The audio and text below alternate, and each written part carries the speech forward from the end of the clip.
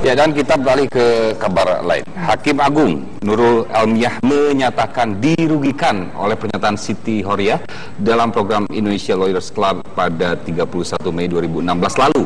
Ya, Nurul Elmiah membantah bahwa dirinya bekerja sama dengan beberapa oknum dalam mengurus perkara di Mahkamah Agung. Nah, kita akan langsung bergabung, sudah bersama kami Hakim Agung Nurul Elmiah dan juga juru bicara Mahkamah Agung Suhadi. Selamat sore Ibu Nurul dan Pak Suhadi. Ya, selamat sore. Ya, kita ke Pak Suhadi terlebih dahulu. Ini apa Pak klarifikasinya terhadap pemberitaan kemarin? Ya, dari Mahkamah Agung Republik Indonesia, saya juru bicara menyampaikan dalam acara ILC yang lampau tanggal 31 Mei tahun 2016 dalam episode robohnya Mahkamah kita, salah seorang tamu yang hadir pada acara tersebut menyebut-nyebut berulang kali nama Hakim Nurul. Salah seorang Hakim Agung yang bernama Dr. Nurul Elmiah merasa keberatan atas pernyataan yang bersangkutan. Saat ini yang bersangkutan, Ibu Nurul Elmiah, menggunakan hak jawabnya sesuai dengan ketentuan Undang-Undang Pers. Kepada beliau kami persilakan. Baik, terima kasih Pak Suhadi sebagai juru bicara Mahkamah Agung. Seperti yang dikatakan oleh beliau, melalui acara ini saya membantah dengan tegas seluruh pernyataan yang diberikan oleh Ibu Siti Horiyah dalam acara TV One episode robohnya Mahkamah kita.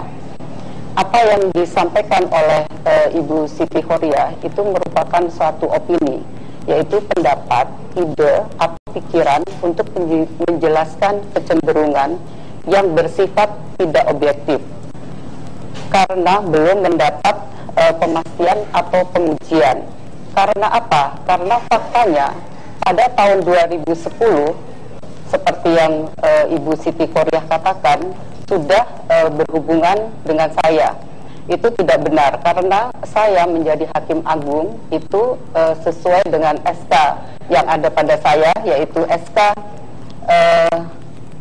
surat keputusan Presiden RI nomor 58/P tahun 2011. Saya diangkat sebagai Hakim Agung mulai tanggal 13 Oktober 2011. Itu faktanya.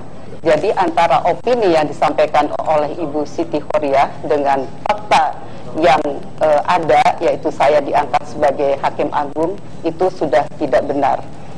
Kemudian hal lain adalah saya tidak pernah berhubungan dengan pihak-pihak sebagaimana disebutkan dan tidak pernah menerima uang sebesar 1 miliar sebagaimana dituduhkan. Tentunya hal tersebut karena ketidakbenaran merupakan suatu fitnah yang sangat merugikan nama baik saya. Hal lain yang diungkapkan agar perlu diketahui oleh masyarakat luas bahwa di Mahkamah Agung itu majelis hakim dalam memutus perkara terdiri dari sekurang-kurangnya 3 orang, yaitu terdiri dari ketua majelis dan 2 orang hakim sebagai hakim anggota, bukan saya sendirian. Jadi bagaimana mungkin Ibu Siti Horiyah menuduh saya dalam memutuskan perkara-perkara yang ditangani. Dan satu lagi, perkara yang dilontarkan oleh Ibu Siti Horiyah bukan hanya satu. Kalau kita simak apa yang diutarakan, yaitu pertama mengenai Wan Prestasi, kemudian beralih menjadi perkara tanah, kemudian beralih menjadi perkara pidana dan sebagainya. Jadi di sini sekali lagi saya secara tegas membantah pernyataan yang diberikan oleh Ibu Siti Horiyah yang sangat merugikan saya. Selain hal itu, saya juga sangat berkeberatan atas pemberitaan yang disampaikan dalam acara ILC tersebut yang menyudutkan saya dan menghakimi saya hanya berdasarkan kepada opini Ibu Siti Khoria. Himbauan saya kepada ILC agar lebih berhati-hati, tidak menyudutkan seseorang apalagi bersifat sebagai pembunuhan karakter. Ini sangat berbahaya. Selain itu mungkin lebih selektif dalam memilih orang-orang yang akan ditampilkan dalam acara tersebut, atau paling tidak terlebih dahulu hal-hal yang akan disampaikan itu perlu diperjelas apa yang akan disampaikan sehingga tidak menimbulkan kerugian ataupun fitnah seperti yang terjadi pada saya. Itu garis besar yang saya pergunakan dalam kesempatan ini sebagai hak jawab saya atas pemberitaan pada episode